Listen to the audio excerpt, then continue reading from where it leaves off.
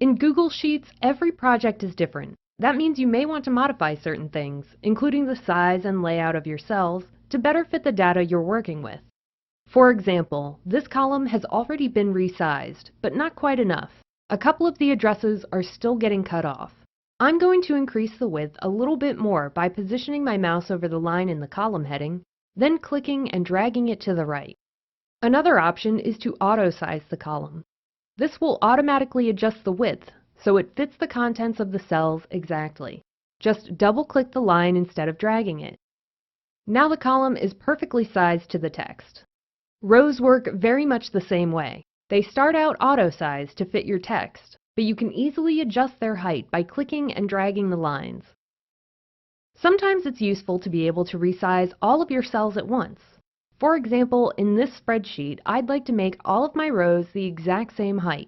To do this, click the Select All button just below the formula bar. Then resize a row, it doesn't matter which one, and the change will be applied to the entire spreadsheet. Next, I need to add another row to this list. I'd like to put it in between row 6 and row 7. To add a new row, all you have to do is right-click, then choose from the menu. The process is similar for adding a new column. Again, just right-click, then make your selection.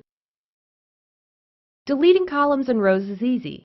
First, select the column or row you want to delete. Then right-click and choose Delete Column from the menu. If you need to move a column or row, start by selecting it, then drag and drop it into place. Let's fast forward to the finished spreadsheet. Next, I'd like to take a look at wrapping text, which is one of the ways of addressing cells that contain more text than they can actually display. For example, I'd like to resize my column of addresses to about half its current size, but still be able to see the contents. We can do this by using the Wrap Text button on the toolbar. Now the text is on multiple lines.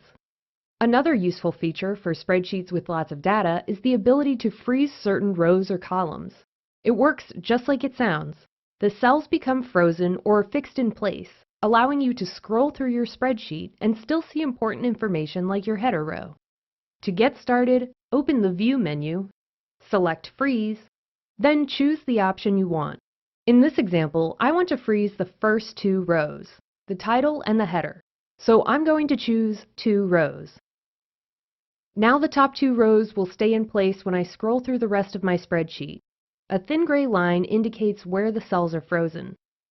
Now for the finishing touch, combining the cells in the top row so the title of my spreadsheet can be centered in a single large cell. To do this, select the cells you want to merge, then click Merge Cells on the toolbar. There, that's perfect. The best way to learn about modifying cells, freezing rows and columns, and wrapping text is to practice. So the next time you're working on something, look for ways that you can use these techniques to improve the look of your spreadsheet.